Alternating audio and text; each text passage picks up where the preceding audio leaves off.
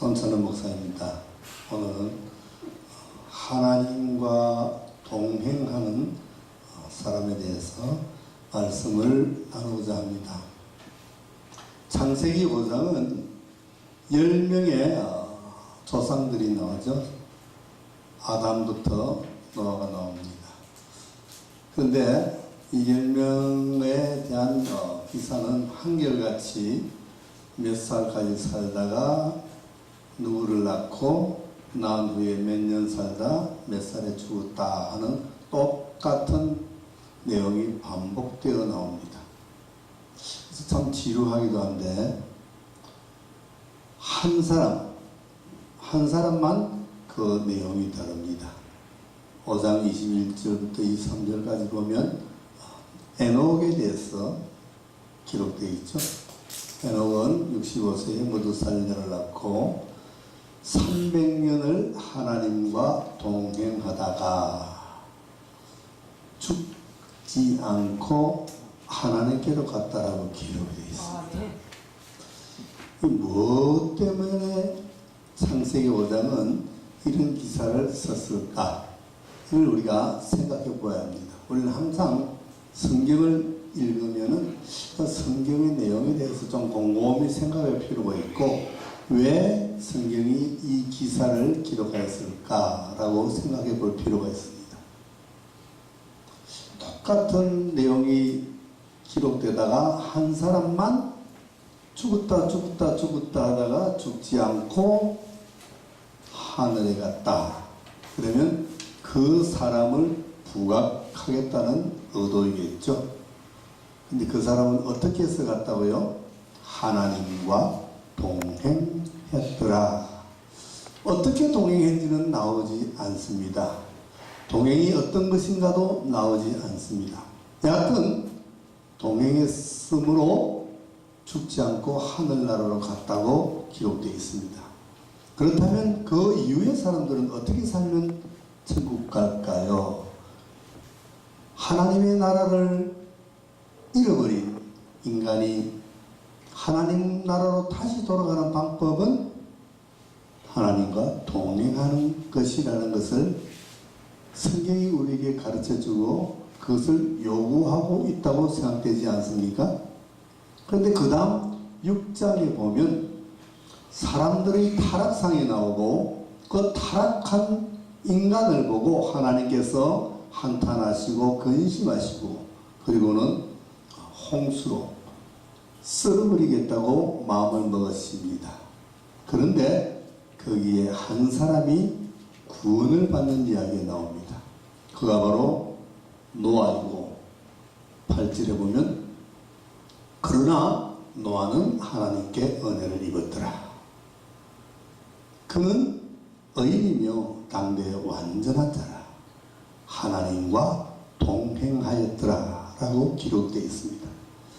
5장에서 에녹이 동행해서 하나님에게로 죽지 않고 하나님에게로 갔다는 기사에 이어서 이제 노아는 하나님과 동행해서 모든 인류와 모든 생물이 다 죽는 엄청난 대심판에서 구원을 받는 자라고 기록되어 있습니다. 아, 그렇구나. 하나님과 동행하면 심판에서 구원을 받는구나. 홍수 사건은 심판이지만 그 심판에서 살아남는 사람을 부각시키는 내용입니다. 어떻게 하면 이 심판에서 살아남을까? 이 노아의 홍수 이야기는 장차 올 최후의 심판을 미리 보여줍니다. 예견이죠.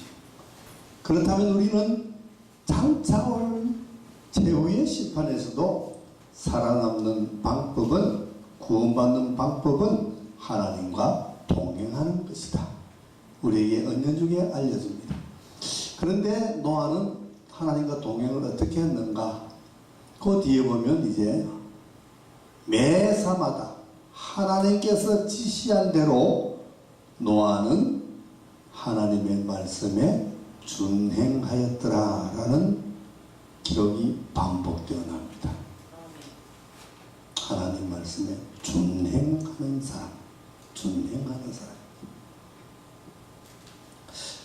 뒤에 이제 다시 하나님과 동행하는 사람의 내용을 보면 이제 요셉이 나오죠. 요셉이 창세기 39장에서 형들에게 팔려서 애굽의 보디발 장군 집에 노예로 팔려갔는데 하나님이 요셉과 함께 함으로 요셉이 하는 모든 일이 형통하더라. 그것을 주인이 보았다 했어요. 그래서 요셉을 그 집에 총무로 삼습니다. 하나님과 동행했다. 하나님이 함께했다. 그런데 왜 요셉에게 하나님이 함께 하셨을까? 이제 그 뒤에 나오는 내용들을 쭉 읽어보면 이런 이야기가 나오죠. 요셉은 용모가 준수하고 아담했다. 즉 말해서 곤민함이 없다는 거죠. 그런데 그 주인 보디발의 아내가 유혹을 하죠. 그런데 그 유혹을 요셉은 이런 말로 거절합니다. 당신 남편이 나에게 이 집안의 모든 재반사를 다 맡겼지만 당신은 맡기지 않았다. 그래서 내가 당신의 여호를 들어줄 수 없을 뿐만 아니라 내가 어떻게 이 큰 죄를 지어서 하나님께 득죄하리까?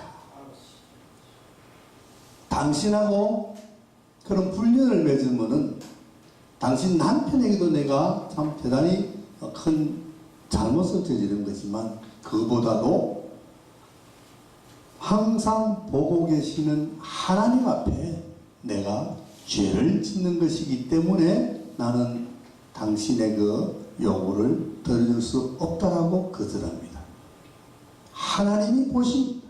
항상 하나님이 보고 계신다는 그 마음, 이것을 우리는 신학적으로 고람대오라 그러죠.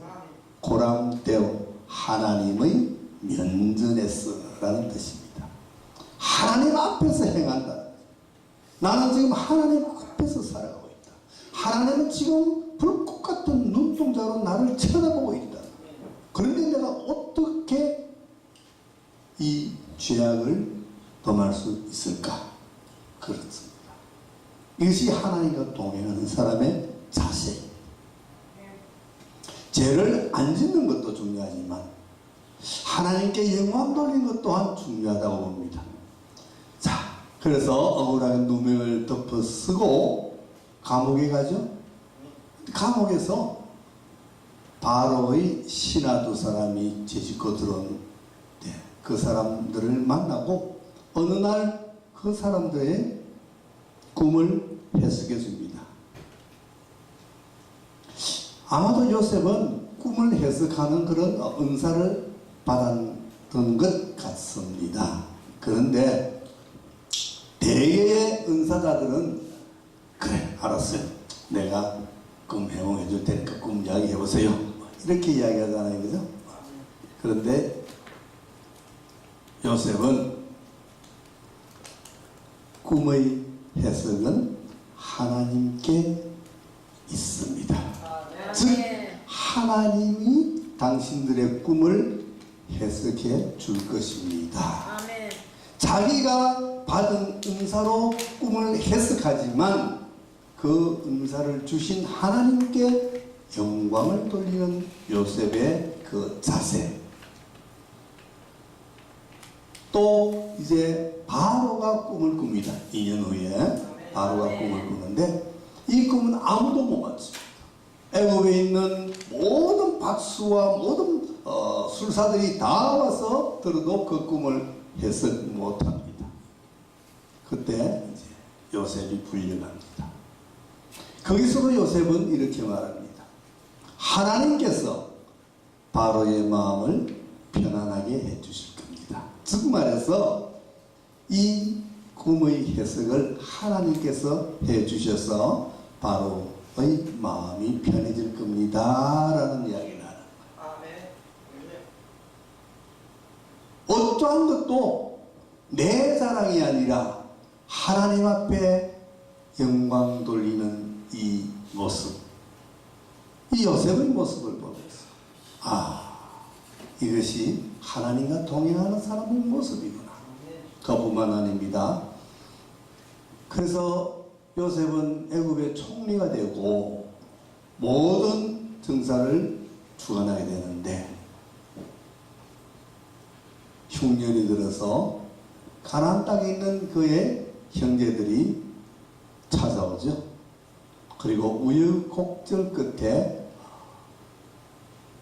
요셉이 그 형들 앞에 자기가 요셉이라는 것을 밝힐 때에 형들은 깜짝 놀랍니다. 자기들이 노예상에게 팔아버린 동생이 이 세계에서 가장 큰 대국의 총리가 되었을 줄은 꿈에도 생각 못했지. 그들은 마음에 뭐라고 생각했을까요? 아이고 이제 죽었구나. 아이고 이제 죽었고. 그런데 요셉은 그 형들을 향해서 이렇게 말합니다. 여러분이 나를 이곳에 팔았으므로 한탄하지 마옵소서. 근심하지 마소서. 나를 여기에 보낸 것은 당신들이 아니라 당신들의 생명을 구원하기 위해서 하나님이 당신들 앞서 먼저 나를 보낸 것입니다. 참, 나는 이 이야기에 정말 감동먹었습니다. 요셉의 이 말에. 그리고 그들의 아버지 야곱이 죽고 나서 이 형들은 더 쫄았어요. 이제 아버지까지 죽었으니까 이제 요셉이 우리를 어떻게 할지 모른다 라고 해서 요셉은 내가 하나님을 대신하리이까.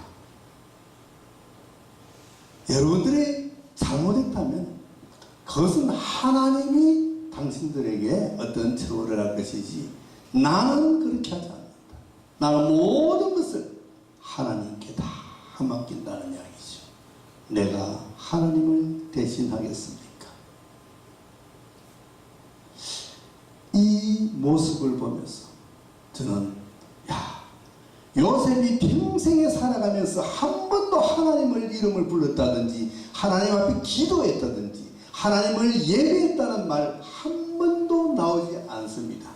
그런데 그의 삶 속에서 순간순간마다 하나님께 영광 돌리고 하나님을 두려워하는 그 마음, 그 자세, 이것이 하나님과 동행하는 자의 자세가 아니겠는가. 하나님이 함께 있다면 우리는 말 함부로 안 하겠죠. 거짓말 안 하겠죠. 하나님이 옆에 계시면 남을 속이지 않겠죠. 사기치지 않겠죠. 간음하지 않겠죠. 살인하지 않겠죠. 남의 것을 탐하지 않겠죠. 부모를 공경하겠죠. 우상을 섬기지 않겠죠. 자, 이것이 다 뭡니까? 십계명입니다. 하나님이 함께 계시면 십계명도 우리는 지킬 수가 있어요. 그래서 로마서 8장은 그런 이야기를 합니다. 율법이 우리의 육신의 연약함으로 할 수 없는 것을 성령이 우리에게 임하시면 우리는 그것을 능히 할 수가 있다. 구약에서는 하나님과 동행이라고 표현하지만 신약에서는 성령을 쫓아 행하라. 성령의 인도함을 받아라. 성령의 충만함을 받아라라고 우리에게 가르치고 있습니다. 우리와 함께 하시는 하나님, 지금 성부 하나님과 성자 하나님은 저 천국 보좌에 계십니다. 하나님 아버지는 보좌에 앉아 계시고 예수 그리스도는 보좌 우편에 계십니다. 그러나 성령 하나님은 하나님의 영이자 그리스도의 영이신 성령은 우리 안에 오셨어. 우리와 함께 하고 계십니다. 그래서 바울은 이 성령을 소멸치 말라고 데살로니가 전서에서 우리에게 가르칩니다. 성령을 소멸치 말고 성령의 불길을 더 피워서 활활 타도록, 그래서 항상 하나님과 함께하는 삶을 살아 영원한 천국을 소망하며 살아가는 정말 이 시대를 지혜로운 자답게 살아가자고 우리에게 권면하고 있습니다. 감사합니다.